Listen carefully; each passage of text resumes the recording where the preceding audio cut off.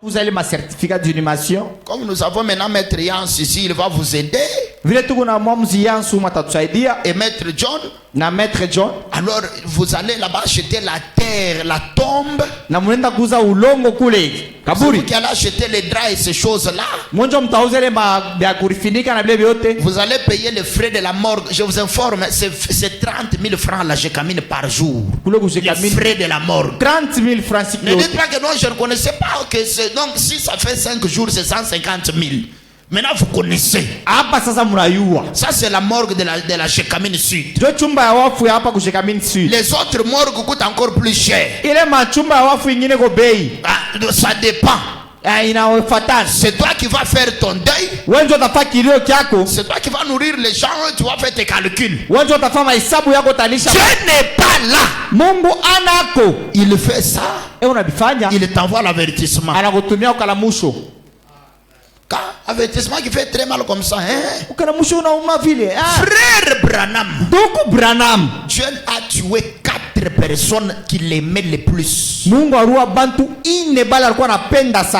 La première, c'était son propre père. Vous voulez dire que vous n'aimez pas vos pères? Dieu frappe son père, quoi? Il est parti prématurément. Comme Branham ne comprenait pas, son petit frère propre frappe, il est mort. Comme Branham ne comprenait toujours pas, sa propre femme, allez, tapata. C'est pas que Branham s'est marié après 2 ans, 5 ans. Sans se marier. 5 ans, donc de 2024 à 2029. Il a fait ça. Billy Paul était encore un tout petit garçon, il fallait amukomeshe. Branham était devenu papa et maman de cet enfant-là. La femme est allée se reposer. Celui qui a fait deuil, c'est Branham, c'était pas Dieu. Et Dieu et sa femme et tous ceux qui sont morts là, ils sont allés au ciel. C'est comme quelqu'un ici où on le prend, on l'amène en Finlande, aux États-Unis, dans un bon pays là-bas. Vous allez rester regretter. Lui, il vit bien. Maintenant, le ciel, c'est 1000 fois le Finlande ou 100 millions de fois. Il t'amène à la parole. Amen. Donc, même si vous dites pas amen, je vais parler. C'est toi qui mettras ton deuil. Dieu et les anges seront dans la joie pour celui qui les a rejoints au ciel. Vous allez pleurer, tous les démons viendront vous aider. Les démons de tristesse, les démons de découragement, les démons de... Vous allez même parler contre Dieu. Dieu n'est pas là. Et puis vous allez chercher les repentances, Dieu continue à te frapper. Comme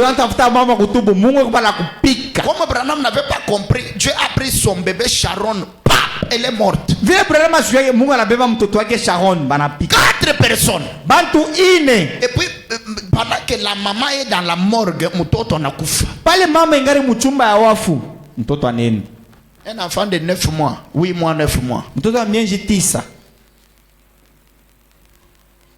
Et on l'a enterré avec sa maman dans une même tombe. Maintenant, regardez, le cœur de Branham était déchiré dans combien de morceaux. Là, alors, il a compris, il a demandé pardon à Dieu et il est allé travailler là où Dieu l'a envoyé.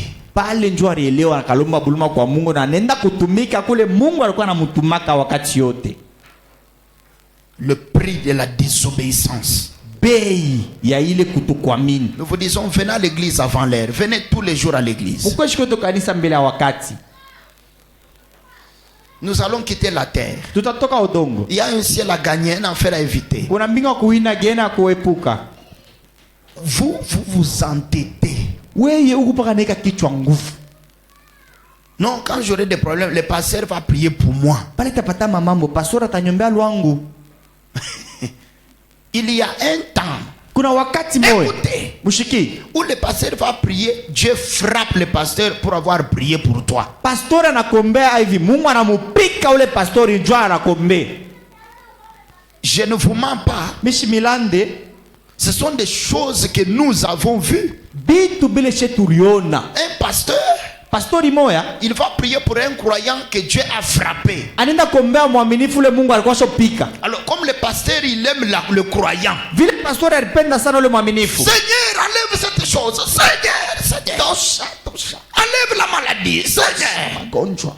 Dieu il vient il dit Mungu anakwasa moi je punis mon enfant pour l'amener à l'obéissance. Mimi napika mtoto wangu ndio nimpeleke kwa unyenyekevu. Toi tu veux me dire que tu l'aimes de plus que moi. Wewe unapenda kusema sio unampenda kunipita mie. J'enlève la maladie sur lui. Mimi natosha magonjwa pa. Maintenant toi je ne mets pas seulement la maladie mais je te prends prématurément. Wewe sasa mimi sitakuweka magonjwa mimi unakuwa.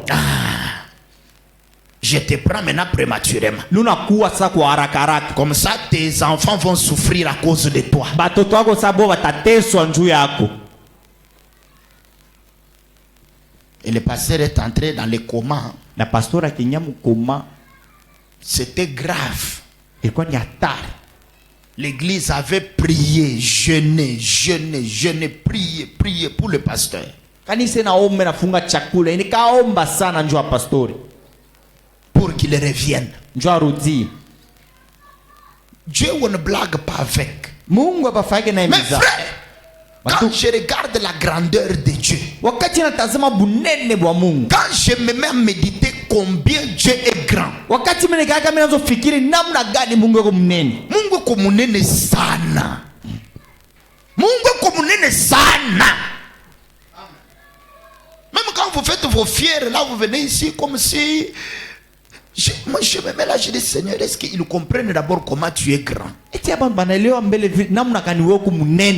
Quand vous citez seulement le nom Jésus, mais c'est grave.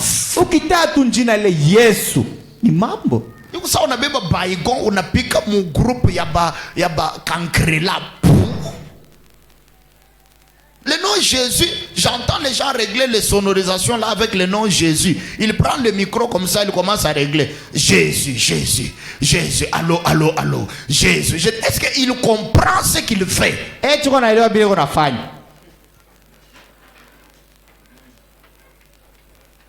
Frère Branham dit, regardez dans l'épître aux Corinthiens là.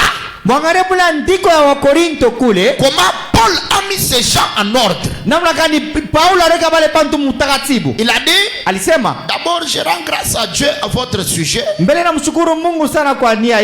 ce qu'il y a de telles choses parmi vous. Il n'y a pas de telles choses parmi vous.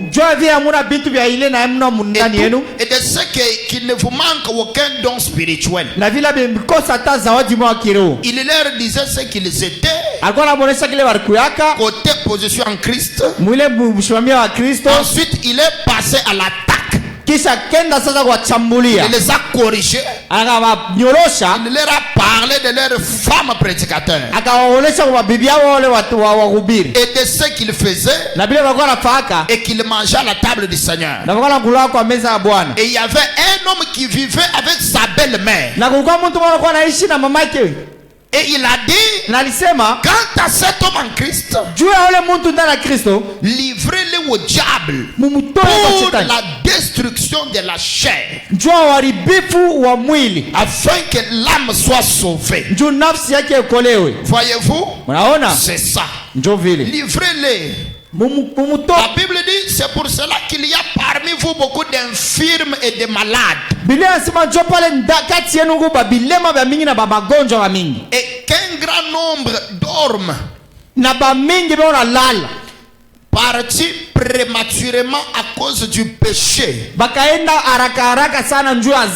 Écoutez, les infirmes, des malades, que donc Dieu les a frappés et ils sont devenus infirmes et malades. Maladi le Mungu anakuweka. Frère Branham dit, hakuna prédicateur ulanezi kuitosha. Si le prédicateur enlève, ça devient sa maladie à lui. Voilà pourquoi L'apôtre Paul dit à Timothée, Mtume Paulo anamwambia wa Timothée, quand les gens viennent, wakati wote wanakuja, ne sois pas pressé de les imposer les mains. usikuwa haraka haraka kubatilia mikono. Si c'est Dieu qui a mis cette chose dans sa vie, Kama ni Mungu alitia ile kitu maisha yake, pour atteindre le but que lui-même Dieu connaît, njoo kufikisha kufikizio ile mwenye Mungu anajua avec son type, na ule mtu wake, toi tu viens enlever ça wewe unakuwa kutosha hayo avant que Dieu n'ait fini. kabla yeye Mungu kumaliza. Donc tu interromps le programme de Dieu. Unakata mipango ya Mungu. Donc tu deviens l'ennemi de Dieu. Ikusa unakuwa adui wa Mungu. Est-ce que vous comprenez? Est-ce que mnaelewa? Donc il y a parmi vous beaucoup d'infirmes et de malades. Usikati yenu Mungu wa bilema ba mingi na Et wagonjwa. un grand nombre dorment. Na ba mingi beko na lala. Ashakufa. Ashakufa. Un grand nombre. Na bwingi banesha kufa. Quelqu'un il croit au Seigneur de tout son cœur. Mtu anamwamini kwa Bwana na roho yake Il est yote. sauvé. Anaokolewa. Après ça, Kisha ile anaanza maisha ya nzambi. Unaona paka tuko na frère Jean Kalala hapo, kumbe yuko na kasheri kengine kule kumachipisha. Mais yuko na bibi. Frère Jean Kalala, je n'ai pas dit que tu fais ça, hein? C'est un exemple, hein? Chikusema sio unabifaka bile ni mfano. Tu vois seulement la sœur commence des petites choses là. Na tu dada anaanza tu bintu La négligence, anaanza tu bintu les retards à l'église. anaanza kwa saa nyuma kanisa. Et puis les retards là, et le premier retard, Dieu ne frappe pas. Deuxième retard, Dieu ne frappe pas. Troisième retard, Dieu ne frappe pas. Et elle s'habitue. Anazobelea paka mkwa nyuma. Comme elle s'est habituée, Vile anakuwa na kazoezi. elle se dit, bon, de toutes les façons, moi Dieu ne m'a jamais frappé pour les retards. Mungu ashanipika kalwangu njuvile na kuwaka Même sababu. si je pars en retard, Dieu ne frappe pas. Mungu lo yake asanipika. La Bible dit que Dieu a une coupe. Biblia inasema Mungu kuna kikombe. Dieu il a une coupe. Mungu kuna kikombe. Et chaque faute que tu fais est une goutte qui tombe dans cette coupe-là. Na bubaya bote bulu nafaka ni kintu kimoja kinatokaka mwile La kikombe. Bible dit que la coupe là, c'est la coupe de la fureur. Biblia inasema ile kikombe ni kikombe kya makari. Une coupe, Dieu a une coupe de colère. Mungu kuna kikombe kya makari. Cette coupe-là, Ile kikombe elle se remplit petit à petit. kikuna ya